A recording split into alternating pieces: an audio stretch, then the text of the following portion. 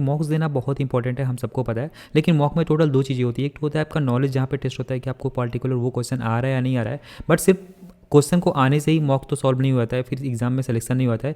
उसके पीछे जो मेन बेस होता है ना, वो होता है आपको कि आपको एग्जैक्टली क्वेश्चन को कैसे अटेम्प्ट करना है, किस क्वेश्चन को स्किप करना है, किस क्वेश्चन को मार्क पर रिव्यू करना है, और किस क्वेश्चन को वर्बली करना है, किसको लाइक कि पेन पेपर किसके लिए उठाना है, और मैथमेटिक्स के वो क्वेश्चन जिसमें आपको ऑप्शन कैसे एलिमिनेट करना है, रीजनिंग के वो क्वेश्चन जिसमें आपको ऑप्शन कैसे एलिमिनेट करना है। मतलब ये बहुत सारी चीज़ें होती हैं, और ये जानना एक जो नया एस्पिरेंट है ना उसके लिए बहुत ज़्यादा इंपॉर्टेंट है, अदरवाइज उसको 2 से 3 साल लग जाते हैं। Experience matters. ओके, तो यहाँ पे मैं ये सारी चीज़ें जितनी भी मैंने बता रही कि इसके बारे में बात करेंगे। यहाँ पे मैं क्वेश्चन को एक्जैक्टली सॉल्व करके आपको नहीं बताऊंगा कि यार इसका आंसर क्या आ रहा है। आपको ऐसा वीडियो तो बहुत सारा मिल जाएगा, लेकिन आपको एक्जैक्टली मॉक को एज ए एस्पिरेंट कैसे अटेम्प्ट करना है, क्योंकि यू नो कि मैं भी एक एस्पिरेंट हूँ, तो मुझे एक्जैक्टली पता है कि यार रियल लाइफ में जो चीज़ें होती हैं ना वो अलग होती हैं।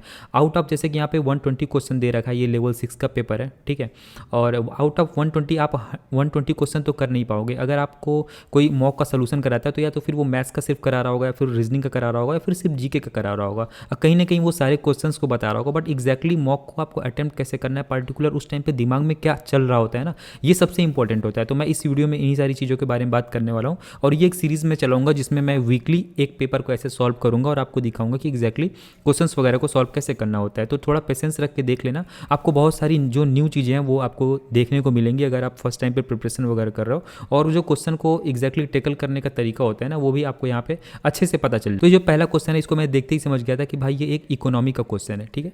तो देखो सबका अपना एक वीक टॉपिक होता है, ठीक है, कुछ वीक टॉपिक होता है, कुछ काफ़ी अच्छे टॉपिक्स होते हैं। तो मेरा जो वीक टॉपिक है ना वो है इकोनॉमिक्स, मुझे पहले से पता था, और जीके जीएस मेरा हमेशा से ही बहुत अच्छा नहीं रहा है, मतलब ठीक ठाक सा रहा है लेकिन बहुत अच्छा नहीं रहा है, क्योंकि मेरा हमेशा फोकस रहता था कि मैं मैथ्स में, रीजनिंग में, अगर एसएससी की बात करता हूँ तो इंग्लिश में मैं फुल स्कोर करूँ। इसका फुल फॉर्म पूछ रहा है और मुझे पता था कि इसका फुल फॉर्म तो मतलब सब कुछ थोड़ा थोड़ा ही रिलेट कर रहा है, मतलब इसको मैं रिलेट करके भी या फिर ऑप्शन एलिमिनेट करके भी करना मुश्किल हो जाएगा, और कहीं ना कहीं माइनस में मार्क जा सकते हैं, और इकोनॉमी मेरा वैसे भी वीक है। तो ये जो चीज़ें हैं ना ये 2 से 3 सेकंड में मेरे माइंड में आ गई, और मुझे पता चल गया कि मुझे इस क्वेश्चन को स्किप करना है, और मैंने इस क्वेश्चन को स्किप कर दिया। आप देखो, तो ऐसे क्वेश्चन जिसमें आप बहुत ही वीक हो और फुल फॉर्म वगैरह पूछ रखा है, जिसमें ऑप्शन आपको बिल्कुल सेम टू सेम ही दिख रहे हैं, उसको आप तुरंत ही स्किप करना है, उसमें ज़्यादा सोचना नहीं और सबको पढ़ना भी नहीं है, राइट। तो यहाँ पे आपका जो टाइम है वो बहुत ज़्यादा बच जाएगा। अगला जो क्वेश्चन है यहाँ पे देखो साधारण ब्याज लिख रखा है, मतलब ये एक सिंपल इंटरेस्ट का क्वेश्चन है। अगर ये कंपाउंड इंटरेस्ट का क्वेश्चन होता है और यहाँ पे मुझे ऐसा फ्रैक्शन दिखता है ना ईयर का, तो इसको मैं मार्क फॉर रिव्यू के लिए, मतलब बाद में करने के लिए इसको मैं रोक देता। लेकिन ये सिंपल इंटरेस्ट का क्वेश्चन है तो इसमें आप आराम से, आपको पता है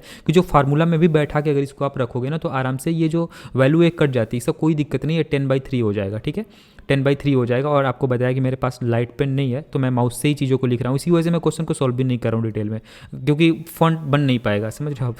तो मुझे ये चीज़ माइंड में तुरंत आ गया कि भाई ठीक है ये सिंपल क्वेश्चन है, इसको मैं तुरंत कर सकता हूँ। तो इसको ऐसे क्वेश्चन अगर आप देखते हो जैसे कि कंपाउंड इंटरेस्ट के या फिर सिंपल इंटरेस्ट के अगर आप क्वेश्चन देखते हो, और उसमें सिंपल इंटरेस्ट में अगर ऐसे फ्रैक्शन वाले क्वेश्चन आते हैं तो उसको आप तुरंत अटेम्प्ट कर सकते हो, कोई भी दिक्कत नहीं है। और दूसरा जो मेरे माइंड में आया था कि यहाँ पे कम दे रखा है, इसका मतलब कि यहाँ पे डिफरेंस दे रखा है, पहली वैल्यू और दूसरी वैल्यू का डिफरेंस दे रखा है। और जैसे ही आपको कंपाउंड इंटरेस्ट, सिंपल इंटरेस्ट के ऐसे क्वेश्चन दिखते हैं जिसमें डिफरेंस दे रखा है, आपको पहला प्रेफरेंस करना चाहिए कि वैल्यू लिखने के बाद तुरंत ही ऊपर वाले जो वैल्यू उनको कट कर दो इस साइड से, इससे ये वैल्यू पूरी की पूरी इक्वेशन छोटा हो जाएगा, उसको आप आसानी से सॉल्व कर सकते हो। तो ये ऐसे क्वेश्चन को आप फर्स्ट अटेम्प्ट में ही क्लियर कर दो। और देखो अगर आप एसएससी, रेलवे या फिर किसी भी एग्जाम के प्रिपरेशन कर रहे हो तो इस टाइम पे काफ़ी अच्छा ऑफर चल रहा है अड्डा 247 में, जिसमें आपको महापैक दिवाली ऑफर इस टाइम पे चल रहा है। ऑल बैचेस, मतलब जितने भी वीडियो क्लासेस वगैरह हो रखे होते हैं वो सारा का सारा पूरा आपको बंडल मिल जाएगा, मॉक टेस्ट की पूरी सीरीज मिल जाएगी, किसी भी एग्जाम की आप प्रिपरेशन कर रहे हो। ए लॉट ऑफ जो बैचेस होते हैं वो भी आपको इसमें देखने को मिल जाएगा, सेक्शनल मॉक्स वगैरह, डेली बेसिस पे क्विज वगैरह, लाइव टेस्ट वगैरह, सब कुछ आपको एक ही प्लेटफॉर्म पे मिल जाएगा। और इस टाइम पे काफ़ी अच्छा ऑफर भी चल रहा है 21 to 24 अक्टूबर के बीच में,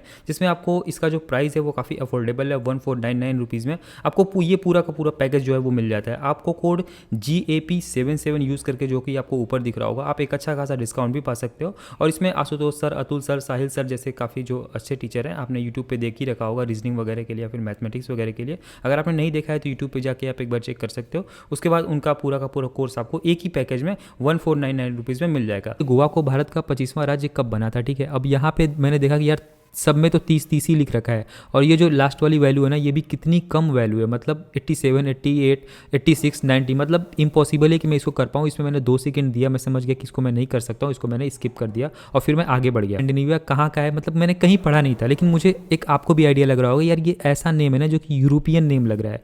ठीक है, सिंपल सी बात है कि ये यूरोपियन नेम लग रहा है, तो अफ्रीका का हो नहीं सकता, एशिया का हो नहीं सकता, ये उत्तरी अमेरिका या फिर यूरोप का हो सकता है। और कह सकते हो कि 90% मुझे यूरोप का ही लग रहा था, और यूरोप का ये मैंने टिक कर दिया और वो सही भी हो गया।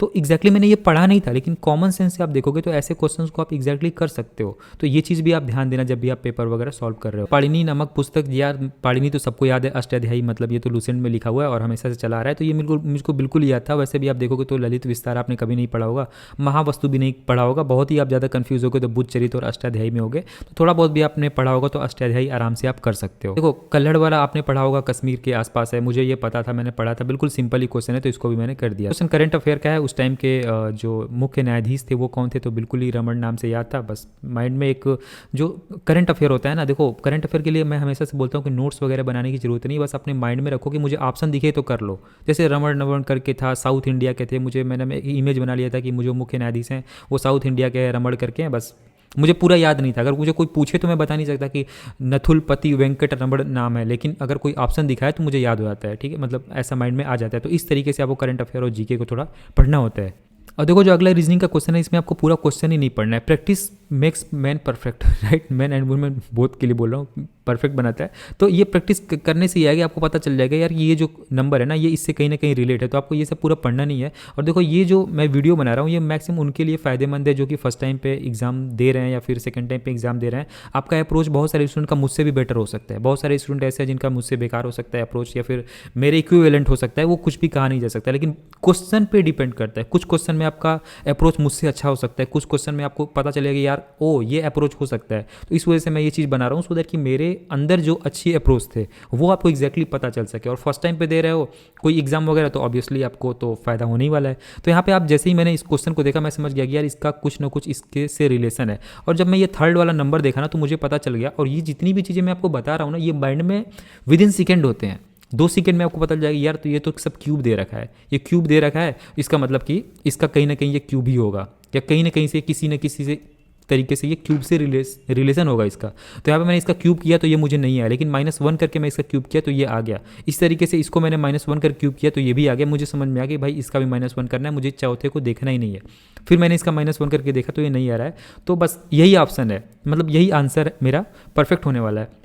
और देखो आपको यहाँ पे ये भी नहीं देखना है, जो फर्स्ट टाइम पे मॉक वगैरह देना हो आपको ये नहीं देखना है कि भाई इसमें अलग कौन है या फिर एक जैसा कौन है, ये नहीं देखना है। बस आपको ये देखना है कि इसमें से डिफरेंट कौन है। इंग्लिश में भी ऐसा ही होता है, अगर आप एसएससी वगैरह प्रिपरेशन कर रहे हो आपको क्वेश्चन नहीं पढ़ना है, बस देख लो कि अलग कौन सा दिख रहा है। मैक्सिमम चांस होता है 99% की वही आपका आंसर होता है, राइट। तो बस ये चीज़ें आपको देखनी है कि अलग कौन सा दिख रहा है, ठीक है। तो ये ट्रिक जो है ना वो माइंड में आपके आते रहने चाहिए। अब देखो यहाँ पे चक्रवृद्धि ब्याज का क्वेश्चन है और 1 वर्ष 4 माह दिया। हालांकि मैंने इस क्वेश्चन को भी सही अटेम्प्ट कर दिया था और मुझे अच्छे से याद है कि इस क्वेश्चन को मैंने बिल्कुल एंड में किया था और लास्ट के मैंने इसमें 2 से 3 मिनट दे दिए थे, क्योंकि मेरा कंपाउंड उस टाइम पे बहुत अच्छा नहीं था। ठीक था, मैं क्वेश्चन कर लेता था बट मुझे टाइम लगता था, तो इसलिए मैंने इसको लास्ट में रखा। जैसे यहाँ पे 8 महीने दे रखा है, ईयरली नहीं दे रखा है ना, तो इसको मुझे थोड़ा कन्वर्ट करना पड़ेगा, तो इस वजह से मैंने इसको लास्ट में रखा। आपका भी कोई ऐसा टॉपिक वीक है कंपाउंड इंटरेस्ट का या फिर कोई भी ऐसा टॉपिक जिसमें आपको लगता है कि मुझे थोड़ा टाइम लगेगा लेकिन मैं कर सकता हूँ, तो वहाँ पे तुरंत प्रैक्टिकल मत करो, तुरंत रिसर्च मत करो कि यार कैसे होगा। आप उसको एंड में रखो, जब सारे क्वेश्चंस हो जाएं उसके बाद ऐसे क्वेश्चंस को आपको अटेम्प्ट करना है। ये मत, और ऐसे क्वेश्चंस तब और अच्छे से अटेम्प्ट हो जाते हैं जब आपके लाइक 120 क्वेश्चन थे ना, उसमें मैंने लगभग 80 क्वेश्चन के आसपास या फिर 70 क्वेश्चन के आसपास जब मेरे बन गए थे, तब ऐसे क्वेश्चंस को जब आप अटेम्प्ट करोगे ना तो एक अलग ही कॉन्फिडेंस आता है। चलो यार 80 क्वेश्चन तो हो गए हैं, अब तो मैं 10 क्वेश्चन और कर सकता हूँ। तो ये सीन होता है, मतलब कि आपके अंदर जैसे जैसे कॉन्फिडेंस आता जाएगा ना क्वेश्चन करते करते, वैसे वैसे आपका जो दिमाग है वो भी अच्छा चलने लगता है। ये होता है। अगला जो क्वेश्चन है वो जीके से क्वेश्चन है। देखो यार ये क्वेश्चन, मतलब आप सोच सकते हो कि मैं पढ़ाऊंगा, नहीं पढ़ा था यार ये क्वेश्चन, लेकिन मैंने अपने कई फ्रेंड से सुना था कि पॉपुलेशन का एक पिरामिड बनता है। मैंने क्वेश्चन देखा ही नहीं, लिटरली मैंने क्वेश्चन नहीं देखा कि भाई क्या पूछ रहा है, मुझे बस इतना पता था कि पॉपुलेशन रिलेट जो करता है वो पिरामिड से रिलेट करता है। बस मैंने उस क्वेश्चन को, मतलब आंसर को ऐड कर दिया, ठीक है। और क्यूबॉइड और हाइपरबोला और स्फीयर मैंने कभी सुना ही नहीं था, मैंने सिर्फ पिरामिड सुना था, उसको मैंने क्लिक कर दिया। तो इस तरीके से भी आप क्वेश्चंस को अटेम्प्ट कर सकते हो, थोड़ा आप लॉजिक लगा सकते हो, आपको पूरा क्वेश्चन पढ़ने की जरूरत नहीं पड़ेगी। सीधी है ना, बहुत सारे ऐसे क्वेश्चन है जिसको आप अपना दिमाग लगा के भी कर सकते हो। हालांकि मैं गुजरात कर सकता था, फिर भी मैंने नहीं किया, पता नहीं क्यों नहीं किया, क्योंकि कॉन्फिडेंस नहीं आ रहा था, कुछ उस तरीके का लॉजिक नहीं लगा जो कि मैंने आपको प्रीवियस क्वेश्चन में बताया, उस टाइप का कोई लॉजिक नहीं लगा। मुझे लगा कि यार सिद्धि तो लद्दाख का भी हो सकता है, और इन्हीं दोनों के कन्फ्यूज़न में मैंने गुजरात को मतलब नई ऑप्शन में लगाया। ठीक है, तो ऐसे ऐसे भी आपके सामने मतलब लाइक की प्रॉब्लम्स आएंगे कि लगे यार दो में से कोई हो सकता है, तो ठीक है, कभी कभी ऐसा भी चलता है कि एक दो क्वेश्चन आपसे छूट जाते हैं। रीजनिंग का है ना, ये काफ़ी टफ क्वेश्चन में आता है, और इसको मैंने शायद नहीं किया है, लेकिन ये गलत हो गया है, देखो ना। और ये क्वेश्चन एसएससी में नहीं आते थे, मतलब मैंने बोला ना, प्रैक्टिस जो है ना वो बहुत इंपॉर्टेंट है, आपको देखते ही पता होना चाहिए कि इसको करना है कि नहीं करना है। इस क्वेश्चन में आई थिंक कि मैं 5 से 6 मिनट दिया हूँ, आई एम प्रेटी श्योर, मुझे याद नहीं, लेकिन 5 से 6 मिनट तो दिया ही होगा। और इस टाइप के क्वेश्चन एसएससी में नहीं आते हैं उतने, मतलब अभी तो आने लगे हैं, अभी से 1 साल पहले वाला जो पेपर था उसमें नहीं आता था। ठीक है, तो इस क्वेश्चन को मैंने किया क्योंकि मेरे पास टाइम बच गया, तो मुझे लगा कि यार ये तो रीजनिंग मतलब दिल पे लग जाता है ना कि रीजनिंग के क्वेश्चन मुझसे नहीं हो रहा है। इस क्वेश्चन को मैंने किया, ये फिर भी गलत हो गया क्योंकि ये एसएससी में नहीं आता था और मेरी ऐसे क्वेश्चन पे प्रैक्टिस नहीं थी। तो ऐसे वाले क्वेश्चन आप अच्छे से प्रैक्टिस कर लेना, और ऐसे क्वेश्चन में ज़्यादा दिमाग नहीं लगाना होता है अपना। ठीक है, मुझे लग रहा है कि मैंने अपना ज़्यादा दिमाग लगा दिया, और ज़्यादा दिमाग लगाने के बाद ही आपके ऐसे क्वेश्चन गलत होते हैं। तो ऐसे क्वेश्चन की अच्छे से प्रैक्टिस कर लेना। ऐसा क्वेश्चन है वो कितना टफ आपको लगेगा देखने में, लेकिन ये भी कहीं ना कहीं मैं लूसेंट में ही पढ़ा था, फिर प्रीवियस ईयर क्वेश्चन में ही पढ़ा था, और थोड़ा सा अपना दिमाग लगाया, उसको मैंने गूलर सही कर दिया। देखो मतलब आपको नहीं लग रहा है कि ये टफ क्वेश्चन है। बहुत से लोग मतलब बहुत सारे टीचर्स वगैरह से पढ़ते रहते हैं, वीडियोस वगैरह देखते रहते हैं, और लाइक की कमेंट वगैरह भी करते रहते हैं कि उनका वीडियो देखना बहुत इंपॉर्टेंट है, ये करना बहुत इंपॉर्टेंट है। बट आप 2 बुक पढ़ लो ना, एक तो प्रीवियस ईयर के कंपाइलेशन को आप पढ़ लो 3 से 4 सालों के टीसीएस वालों को, और उसके बाद फिर आप लाइक की लूसेंट वगैरह पढ़ लो, मोर देन इनफ है। उसमें आपको ऐसे ऐसे क्वेश्चन भी मिल जाएंगे। ठीक है, और जो एनसीईआरटी बेस्ड बुक्स वगैरह होती हैं उनसे आप पढ़ लो, तो ऐसे क्वेश्चन आपको मिल जाएंगे। जो अगला क्वेश्चन था वो भी एक इकोनॉमिक्स वगैरह से ही रिलेटेड क्वेश्चन था, और मुझे पता था यार इकोनॉमिक्स से क्वेश्चन तो मैं कर नहीं सकता, हो सकता है कि मुझे पता नहीं, और मेरा जो गेस है ना वो भी, देखो आप जब गेस भी तभी अच्छा कर पाते हो जब आपको थोड़ा बहुत नॉलेज हो, और मुझे इकोनॉमी के बारे में थोड़ा भी नॉलेज नहीं था, तो मैंने इसको बिल्कुल स्किप ही कर दिया। तो ऐसा भी आप कर सकते हो, लाइक कि आपके क्वेश्चन उतने गलत ना हो, उतना भी ओवर कॉन्फिडेंस में नहीं आना चाहिए कि यार चलो ठीक है मैं सब तुक्का ही मार देता हूँ। जो आप बिल्कुल भी जीरो हो जिसमें, उसको तो आप छोड़ दो एटलीस्ट।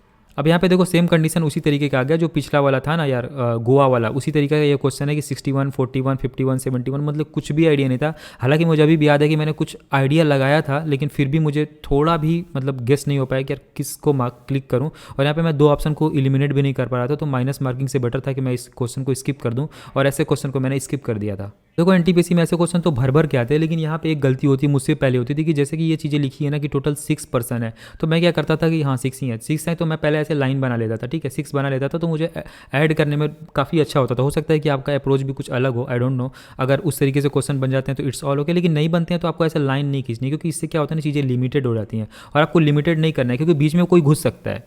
ठीक है, इस वजह से आपको क्या करना है कि एक अच्छा सा डिस्टेंस लेके आपको मार्क करना है, लाइक कि टी यू भी है तो आपने लिखा कि टी भी से ऊपर है, तो आपको थोड़ा सा बीच में गैप देना है, सो दैट कि अगर आगे कुछ वक्तव्य में बोलता है तो उसको आपको बीच में ऐड कर सको। तो इस क्वेश्चन के को अप्रोच मतलब का अप्रोच ये बेस्ट रहेगा आपके लिए कि आप क्वेश्चन के बीच में, जैसे कि कुछ भी आपने लिखा, डब्लू ने यू से कम अंक प्राप्त किए, तो डब्लू को यू के थोड़ा ज़्यादा नीचे लिखो। ठीक है, सो दैट कि बीच में किसी को ऐड करने में आसानी रहे। और ये चीज़ें जो मैं आपको बता रहा हूँ ना, ये डेली बेसिस पे थोड़ी प्रैक्टिस से होगा, और माइंड में आपको आना चाहिए कि हाँ यार बंदे ने ऐसा बता रखा था तो ऐसा हो सकता है, तो इससे बहुत ही ज़्यादा हेल्प मिलती है, राइट। यहाँ पे देखो एक रीजनिंग का क्वेश्चन है जो कि देखने में काफ़ी टफ लग रहा है, और ये टफ थोड़ा सा है भी, डिपेंड करता है कि आपका उस पर्टिकुलर टॉपिक में किस तरीके का मतलब आप उसमें एवरेज हो या फिर काफ़ी अच्छा उसमें आप प्रदर्शन कर पाते हो। तो यहाँ पे मैंने देखो ऑप्शन तो सही कर रखा है, लेकिन इसको मैंने बिल्कुल लास्ट में किया था, मैं कोई भी रिस्क नहीं लेना चाहता था, क्योंकि उसमें ऐसा कभी कभी ऐसा होता है ना। और देखो ऐसे क्वेश्चन में एक चीज़ करना है कि अगर आप रीजनिंग में बिल्कुल बिगनर हो या फिर ज़्यादा कुछ पता नहीं है, जैसे ऐसे क्वेश्चन को जैसे मैं एक एग्जांपल दे रहा हूँ कि मान लो यहाँ पे तो ऐसा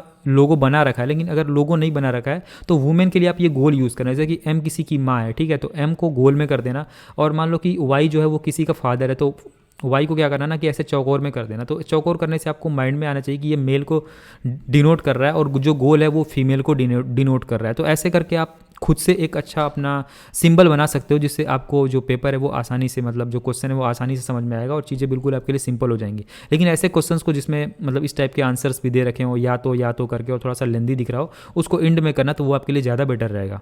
तो जो अगला क्वेश्चन है वो ट्रायंगल क्वेश्चन है, बहुत ही सिंपल क्वेश्चन है। एक बार रेमो सर ने बोला था मतलब लाइक कि अपने वीडियो में कि जो भी ज्योमेट्रिक क्वेश्चंस होते हैं ना उसमें अपना ज़्यादा एक्स्ट्रा दिमाग मत लगाओ। ऐसा मत सोचो कि यार एग्जामिनर ने क्या ही दिया होगा, क्या वो राइट एंगल ट्रायंगल दिया होगा या आइसोसेलेस ट्रायंगल दिया होगा या फिर मतलब कौन सा ट्रायंगल दिया होगा, ऐसा आपको ज़्यादा दिमाग नहीं लगाना। तो मैं जैसे ही इस क्वेश्चन को देखूँ तो आपको देखते ही एक मैंने एक ट्रायंगल ड्रा कर लिया, ठीक है।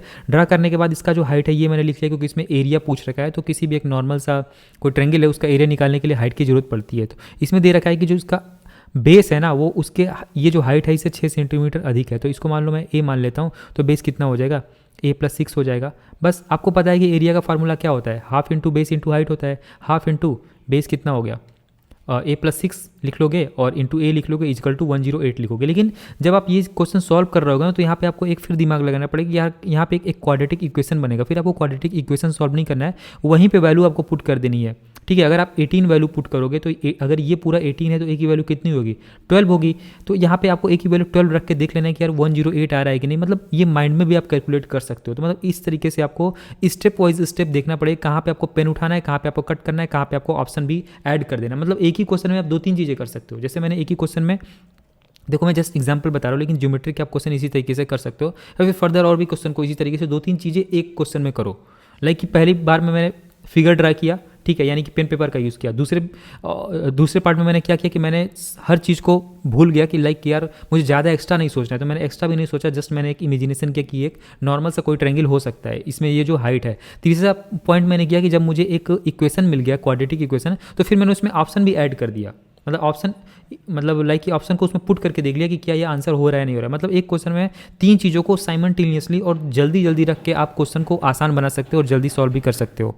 यहाँ अगला क्वेश्चन है, बहुत ही सिंपल है, इसको आप मेंटली भी कर सकते हो, मतलब बिल्कुल ही आसान है, और इस क्वेश्चन को आपको स्किप नहीं करना चाहिए, तुरंत ही कर सकते हो। तो ऐसे क्वेश्चन के बारे में तो बताने की कोई जरूरत नहीं है। अगला जो क्वेश्चन है, देखो मैंने इसको स्किप इसलिए किया क्योंकि ये मुझे बिल्कुल भी पता नहीं थी, एक जीके का क्वेश्चन है, करंट अफेयर क्वेश्चन था, और यहाँ 50 करोड़ 30 करोड़, इसमें क्या आप इलिमिनेट कर सकते हो, कुछ भी हो सकता है। तो ऐसे क्वेश्चन अगर आपको आते हैं तो इसको आपको इलिमिनेट करना ही, मतलब छोड़ देना ही बेटर रहता है। करंट अफेयर क्वेश्चन है जो कि मैंने ऑलरेडी पढ़ रखा था, और ये काफ़ी ऐसे क्वेश्चन जो है ना अंतरिक्ष वगैरह से रिलेटेड, ये रेलवे वगैरह में काफ़ी ज़्यादा क्वेश्चन आते हैं। तो इस टाइप के क्वेश्चन को आप अच्छे से तैयार करना, और सारी जितनी भी अंतरिक्ष से अपने रिलेटेड जितने भी लाइक कि स्कीम्स वगैरह होते हैं, वॉट जो भी होता है ना, अंतरिक्ष अनुसंधान संगठन वगैरह जितनी भी चीज़ें होती हैं, वो सब थोड़ा सा अच्छे से कर लेना। ये क्वेश्चन 100% 2 से 3 क्वेश्चन तो आ ही जाते हैं इससे।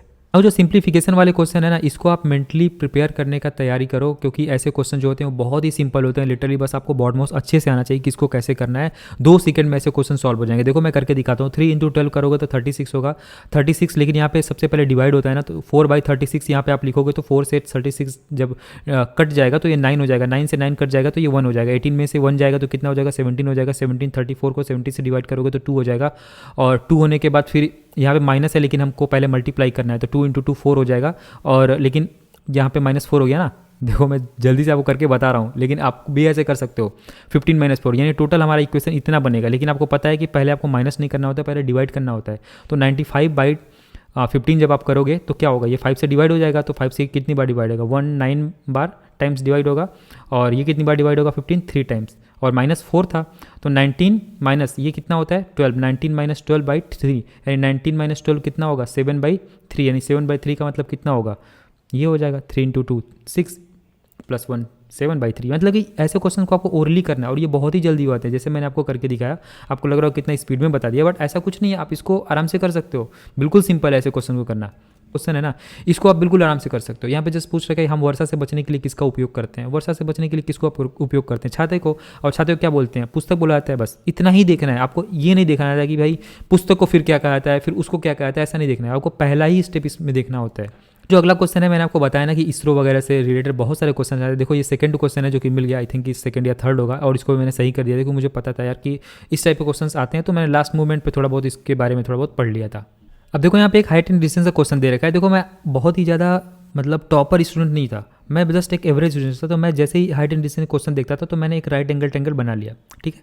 तो मैं तुरंत ही राइट एंगल ट्रायंगल बना लेता। तो यहाँ पे मैं 30 मीटर हाइट देख रहा हूँ, तो 30 मीटर हाइट क्या है, 30 मीटर हाइट सिर्फ यहाँ पे, मतलब माइंड में जैसा आपके क्लिक होते रहना चाहिए एक एक चीज़, एक बात पढ़ा आपने और उसको जस्ट आप कर लो कि भाई ये चीज़ है।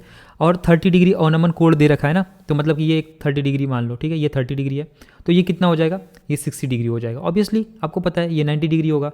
और ये पूछ क्या रखा है, ये नीचे की डिस्टेंस जो है ना ये पूछ रखा है, ये वाला डिस्टेंस पूछ रखा है, इससे कोई मतलब ही नहीं है। लेकिन आपको पता है कोई भी जो राइट एंगल ट्रायंगल है, ये 30 है, ये 60 है, ये 90 है, तो 90 के सामने वाला 2 होता है, मतलब इसका जो साइड का रेशियो मैं बता रहा हूँ, इसका सामने का 2 होता है। और ये बहुत इंपॉर्टेंट है, इसको अच्छे से याद कर लेना, मतलब बहुत ही टाइम आपका सेव करता है। ये 2 होता है, 60 के सामने वाला √3 के मल्टीपल में होता है, और जो 30 के सामने होता है वो 1 के मल्टीपल में होता है। बिल्कुल सिंपल है। तो मतलब मुझे ये जब चीज़ पूछ रहा है तो ये अंडर रूट के मल्टीपल में ही तो आंसर आएगा, यानी कि अंडर रूट के मल्टीपल में या तो ये ऑप्शन हो सकता है या तो ये ऑप्शन हो सकता है। बिल्कुल सिंपल सी बात है। और मुझे पता है कि इससे तो कोई लेना देना है नहीं, जब इससे लेना देना है नहीं तो वो 30 के मल्टीपल में ही क्वेश्चन होगा, आंसर आएगा, तो यही मेरा आंसर हो गया। और इस तरीके से आप क्वेश्चन को बिल्कुल ईजिली कर सकते हो। लेकिन यहाँ पे मैंने फिगर बनाई है, थोड़ा एक्स्ट्रा किया, आप चाहो तो ये वाला पोर्शन को भी स्किप कर सकते हो, लेकिन वो आपके विजुअलाइजेशन पे सब कुछ डिपेंड करता है। लेकिन इसमें भी आपको ज़्यादा टाइम नहीं लगेगा, मैक्स टू मैक्स 1 मिनट लगेंगे। और 1 मिनट में अगर आप एनटीपीसी में क्वेश्चन कर लेते हो तो मोर देन इनफ है। 9 की जगह 99 अंकित हो गया, कोई नंबर लिख रहा था 9 की जगह 99, यानी अधिक कितना हो गया, 90 हो गया। ठीक है, 90 अधिक इंटर हो गया, तो 90 अधिक किसकी वजह से इंटर हुआ, इसकी वजह से इंटर हुआ। बस इसको 2.25 से डिवाइड कर दो, यू विल गेट आंसर 40।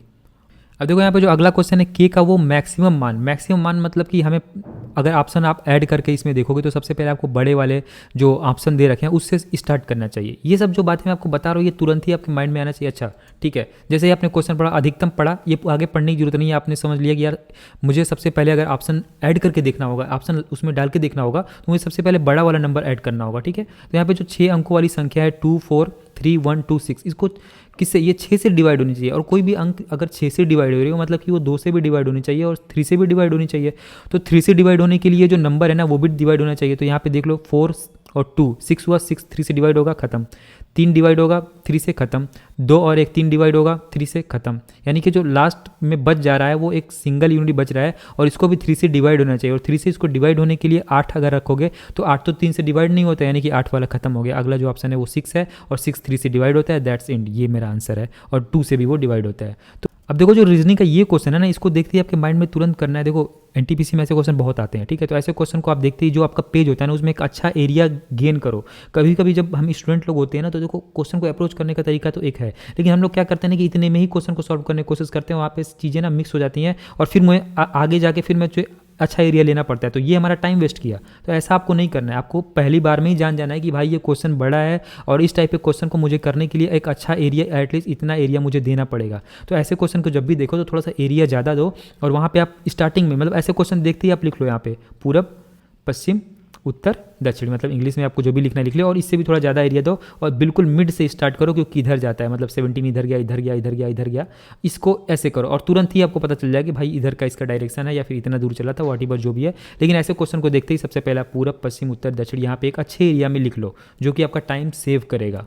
तो ये अगला रीजनिंग का क्वेश्चन है और जो भी यहाँ पे पैटर्न आप देख रहे हो ना सेम टू सेम यही पैटर्न एनटीपीसी में आने वाला और यही अप्रोच आपका रहेगा, तो आप बहुत ही ज़्यादा अच्छा करके आओगे एग्जाम में। तो यहाँ पे जैसे ही आप क्वेश्चन दे रहे हो 8 व्यक्ति एक पंक्ति में बैठे हो, सभी का मुख उत्तर की तरफ है, ऐसा ही लिखेगा वहाँ पे कि दक्षिण की तरफ है या फिर वॉट एवर किसी की तरफ है, लेकिन आपको ध्यान नहीं देना है कि उसका मुँह किसकी तरफ है, बस आपको एक लाइन ऐसे ड्रा करनी है और मतलब ही नहीं आपकी उत्तर की तरफ है दक्षिण की तरफ, बस आपको सबका मुँह एक ही तरफ रखना है क्योंकि आगे कोई भी और डायरेक्शन नहीं दे रखा है। जब एक डायरेक्शन दे रखा है तो क्या ही मतलब है डायरेक्शन से, राइट। तो यहाँ पे आपने सबको ऐसे ड्रा कर लिया, 8 को ड्रा कर लिया, उसके बाद आपको एक एक करके जैसे जैसे बताता है वैसे वैसे सॉल्व करते रहोगे और बिल्कुल आराम से चीज़ें सॉल्व हो जाती हैं। और इसको अभी मैंने आंसर सही किया था, 4th ऑप्शन था, इसको मैंने सही किया था, मतलब इसमें थोड़ा टाइम लगता है, लगभग 2 से 3 मिनट का टाइम लगता है और इसको आप आराम से सॉल्व कर सकते हो, लेकिन इसको रिलैक्स लेके करोगे तो आराम से ये सॉल्व हो जाएगा और इसमें भी ज़्यादा आपको दिमाग नहीं लगाना है, जैसे जैसे वो बोल रहा है वैसे वैसे रखते जाना है ऐसे क्वेश्चन में।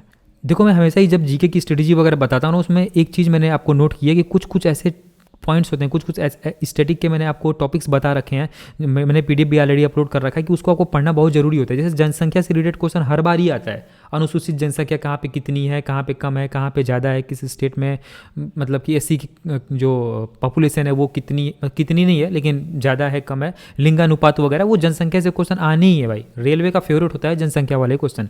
तो ये जो चीज़ पूछा था ये भी मैंने कहीं पढ़ रखा था और यार मैंने सही भी कर दिया, नागालैंड पढ़ रखा था। और यहाँ पे मतलब आप देखो कि बुक सिर्फ मैंने कभी भी किसी टीचर से नहीं पढ़ा था जीके वगैरह, और काफ़ी अच्छा भी स्कोर आप देख सकते हो कि डिसेंट ही स्कोर था यार, मतलब ऐसे क्वेश्चंस वगैरह भी मैं बुक से ही पढ़ के कर पा रहा था। ये जो क्वेश्चन है आपने देखा होगा इस टाइप के क्वेश्चन काफ़ी आते हैं, मतलब कथन निष्कर्ष वाले क्वेश्चन एनटीपीसी का फेवरेट क्वेश्चन है। और इस टाइप के क्वेश्चंस को मतलब आप थोड़े अच्छे से प्रैक्टिस करना, बस इसमें इतना दिमाग लगाना है आपको कि आपको दिमाग नहीं ज़्यादा लगाना है, जितना पूछ रहा है उतना ही करना है। जैसे कि ये इसके बाद था, ये इसके पहले था, तो वही बीच वाला जो आंसर आता है वही इसमें होता है। तो ये तो बिल्कुल सिंपल क्वेश्चन है, इसको तो आप कर लोगे, लेकिन ऐसे क्वेश्चन की प्रैक्टिस अच्छे से कर लेना। ये क्वेश्चन देखो यार मिट्टी वगैरह से क्वेश्चन आ रखा है और ये सारे क्वेश्चन आना आपको लुसेंट में या फिर प्रीवियस ईयर के बुक्स वगैरह में मिल जाएंगे, किसी भी टीचर से बहुत बड़ा लाइक मैप वगैरह पढ़ने की जरूरत नहीं पड़ती है। देखो और इसका इसका क्वेश्चन, ये जो क्वेश्चन है इसका भी आंसर मैंने ऑलरेडी लगा रखा है और इसको मैंने विजुअलाइजेशन से किया था। काली जो मिट्टी है थार रेगिस्तान आपने ऑलरेडी देख रखा, वो कुछ रेड टाइप की मिट्टी होती है ना, मतलब रेड मिट्टी नहीं होती है लेकिन रेड टाइप की मिट्टी होती है, बलुई टाइप की मिट्टी होती है, तो वो तो बिल्कुल ही कट गया। हिमालय जो पर्वत होते हैं वो तो बिल्कुल नए नए बने हैं, और जो भी जितने भी नए मिट्टी बनती है वो बिल्कुल भी ब्लैक कलर की नहीं होती वो सॉइल, ठीक है। गंगा का जो मैदान है उसके आसपास ही यूपी है मेरा, तो वहाँ तो काली मिट्टी पाई नहीं जाती, तो दक्कन टाइप जो है वो काफ़ी ओल्डेस्ट है, तो ऑब्वियसली यही आंसर होगा। तो इस तरीके से मैं थोड़ा सा माइंड लगाता था और क्वेश्चन को अटेम्प्ट करता जाता था। नाउ जो अगला क्वेश्चन है यार, देखो ये मुझसे भी नहीं बन पाया था और मैंने इसको मार्क फॉर रिव्यू के लिए किया था और फाइनली ये मुझसे नहीं बन पाया था, थोड़ा सा टफ था। आप देखो ये काफ़ी टाइम टेकन वाला क्वेश्चन है और कुछ स्टूडेंट्स ये 36 नंबर पे ही दे रखा है, तो इसमें टाइम ज़्यादा वेस्ट करते हैं, इस वजह से उनको टाइम नहीं मिल पाता है। और जो आसान क्वेश्चन होते हैं ना, जैसे कि आगे आप देखोगे रीजनिंग वगैरह के, मैथ्स वगैरह के, उसमें भी मतलब टाइम नहीं मिल पाता, तो ऐसे क्वेश्चन को आप तुरंत ही स्किप कर दो। देखो कि इतना इधर उधर बैठा हुआ है ना, तो ऐसे क्वेश्चन को आप तुरंत स्किप करो, इसको लास्ट के लिए रख दो, मतलब बिल्कुल ही लास्ट के लिए ऐसे क्वेश्चन को रखना चाहिए, और मैंने भी रखा था, और जो कि समझदारी वाली बात है। अब ये जो अगला क्वेश्चन देखो, ये ह्यूमन एरर ही, तो आप बोलोगे देखो कितना आसान क्वेश्चन है कि इसमें से 3 घटा हुआ है, इसमें से कितना घटा हुआ है, इसमें से 5 घटा हुआ है, और इसमें से 3 है, ये 3 का डिफरेंस है इसमें, और इसमें 5 का डिफरेंस है आप कह सकते हो, और इसमें टोटल आपका डिफरेंस है 7 का डिफरेंस है, और इसमें डिफरेंस है 9 का डिफरेंस है। तो अगला कितना होगा? ऑब्वियसली 11 होगा, और 11 जब माइनस करोगे इसमें से तो 97 होगा। फिर भी मैंने इसका आंसर 1 कर दिया, मतलब समझ सकते हो कि किस तरीके से मैंने किया। मतलब तो जो आसान क्वेश्चन होते हैं उसमें भी आपको थोड़ा सा ध्यान लगाते हुए करना है, और ओवर कॉन्फिडेंस भी नहीं होना। तो यहाँ पे मेरा ओवर कॉन्फिडेंस मुझे ले डूबा। और ये जो पाइप एंड सिस्टम वगैरह क्वेश्चन है ये भी आसानी होते हैं, लेकिन इसमें कभी कभी आपको प्रॉब्लम होती है ना कि ये जो मिनट में चेंज करना होता है ये थोड़ा सा टफ हो जाता है। जैसे मैं इसको आपको सॉल्व करके थोड़ा दिखा देता हूँ, लाइक कि मिनट में कैसे आपको चेंज करना होता है। तो पाइप एक किसी टंकी के 50 भाग को 4 घंटे में भरता है, तो पूरे कितने भरेगा? तो ए अगर आधा को 4 घंटे में भरता है तो पूरे को 8 घंटे में भरेगा। बिल्कुल सिंपल है। तो ऐसे क्वेश्चन में जब 50%, 30% ऐसा कुछ लिख रखा है तो उसको पहले आप बिल्कुल प्लेन बना लो, बिल्कुल उसको कह सकते हो कि सिंपल बना लो। पाइप भी उस टंकी को 12 घंटे में भर सकता है, इसको मैंने 12 लिख दिया। इसका एलसीएम ले लोगे तो टोटल वर्क आ जाएगा, मतलब टोटल कैपेसिटी आ जाएगी। तो इसका एलसीएम 24 होगा, तो यानी कि ये 3 लेता है और ये 2 लेता है, ठीक है। अब दोनों को एक साथ करना है कि 24/5 कर दोगे आप, तो 24/5 करोगे तो ये 4 टाइम्स तो ऐसे ही चला जाएगा। 4 टाइम्स जब जाएगा तो 4 घंटे तो ऐसे ही हो गए, लेकिन आपके पास 4/5 तो बच रहे हैं ना काम। तो 4/5 तो घंटे में मिनट मिनट में करने के लिए इंटू 60 कर दोगे तो ये कट जाएगा 5 × 12 बार में, ठीक है। और 12 × 4 48, तो बस ये आपका आंसर हो जाएगा। आई थिंक आपको समझ में आओ। नेक्स्ट टाइम जब मैं पेपर सॉल्व कराऊंगा ना तो फिर थोड़ा ढंग से बताऊंगा। अभी मैं सिर्फ आपको अप्रोच बता रहा हूँ, तो ये मत सोचना कि भाई ने यार तो मतलब क्वेश्चन को उतने अच्छे से सॉल्व नहीं कराया। मैं जस्ट आपको अप्रोच बता रहा हूँ किस तरीके से चीज़ों को करना होता है, और किस तरीके से अगर आप फर्स्ट टाइम पे एग्जाम वगैरह देने जा रहे हो तो आपके लिए काफ़ी ज़्यादा हेल्पफुल रहेगा ये वीडियो, राइट। अब देखो जो अगला क्वेश्चन है, ऐसे क्वेश्चन में क्या करते हैं ना कि ऑप्शन को तुरंत एलिमिनेट करते हैं। देखो इसमें ऐसे ही आता ही है, मतलब जैसे कि जे है, जी के बाद आप गैप देखोगे, ये दोनों एक दूसरे से रिलेटेड है, ये दोनों एक दूसरे से रिलेटेड है, और यहाँ पे ये दोनों एक दूसरे से रिलेटेड रहेगा, ठीक है, ये फिक्स है। तो जी के बाद कितना डिफरेंस है? GHIJ, यानी कि 2 यहाँ पे लेटर नहीं है, तो इसके बीच में भी 2 लेटर नहीं होना चाहिए। तो OPQR 2 नहीं है, तो यहाँ जो होगा इसके बीच में भी नहीं होना चाहिए। तो यहाँ पे देख रहे हो कि M के बाद NO, यानी कि 2 लेटर हैं जो नहीं है, P। लेकिन यहाँ पे मुझे जैसे ही पहला देखोगे ना, तो पहला देखने के बाद आपको पहला वाला जो है ना, ये चीज़ ऑप्शन देख लेना। अच्छा यम तो है। अब यम देखने के बाद आप देखोगे कि अगला जो है वो तो सेम है, यानी कि अगले वाले को आपको नहीं मिलाना, यानी जो ये अगला वाला है ना इसको आपको मैच नहीं करना है, क्योंकि अगला वाला तो सेम है, इसमें आपका टाइम चला जाएगा। और ये चीज़ें विद इन सेकेंड कर लेना अपने माइंड में। ये अगला वाला यानी कि थर्ड वाला जो है ना ये बिल्कुल डिफरेंट है, यानी कि अब आपको थर्ड वाला चेक करना है कि थर्ड वाला कौन सा मैच कर रहा है। यानी कि आपके इसी दोनों में से तो पहले पता चल गया कि भाई ये हो सकता है या ये हो सकता है, लेकिन अगला वाला सेम था, यानी अब हमको अगला वाला नहीं मिलाना था, हमको आपको लास्ट वाला मिलाना था। तो लास्ट वाले को आप मिलाओगे तो आप देखोगे BCDE, यानी 2 का गैप है, यहाँ पे भी आप 2 का गैप रखोगे तो I के बाद JK और ये L आ रहा है, तो ये आपका ऑप्शन हो जाएगा। मतलब कि ऑप्शन को भी यहाँ पे पहले तो आप ये चेक करो कि पहले कौन सा हो रहा है, S वाला हो रहा है या M वाला हो रहा है। जब आपको पता चल गया कि ये वाला नहीं है, फिर आप इन दोनों में से देखा कि ये वाला हो सकता है, फिर आपने देखा कि सेकंड वाला तो बिल्कुल नहीं हो सकता, मतलब चेक करना फालतू ही रहेगा कि वो तो आना ही है, डी तो दोनों में कॉमन है। तो फिर आपने थर्ड वाला देख लिया कि थर्ड वाले में कौन सा आ रहा है। तो ये पूरा का पूरा प्रोसेस था। मैंने आपको यहाँ पे 40 क्वेश्चन करा दिया और 40 क्वेश्चन को करने का एक डिसेंट अप्रोच भी बता दिया अगर आप फर्स्ट टाइम पे एग्जाम वगैरह दे रहे हो। और यार कोई भी कन्फ्यूजन या फिर डाउट्स हो तो आप कमेंट बॉक्स में पूछ सकते हो, और मैं 40 क्वेश्चन नेक्स्ट में कराऊंगा, या हो सकता है कि अगली बार मैं जो बच गए हैं 80 क्वेश्चन एक बार में ही करा दूँ, क्योंकि काफ़ी टाइम लगता है इसको बताने में। और मेरे पास एक्चुअली यार माउस से ही चीज़ों कर रहा हूँ तो मैं बता नहीं पा रहा हूँ, मैं जल्दी जुगाड़ करता हूँ कि मैं लाइट पेन वगैरह परचेस करूँ और थोड़ा अच्छे सा मतलब पेपर एनालिसिस कराऊँ, हर एक क्वेश्चन को कराने का approach one of the best जो हो सकता है वो कराऊँ, सो दैट कि आपका टाइम भी वेस्ट ना हो और ईयर भी वेस्ट ना हो। चलो मिलते हैं नेक्स्ट वीडियो में। जय हिंद, टेक केयर।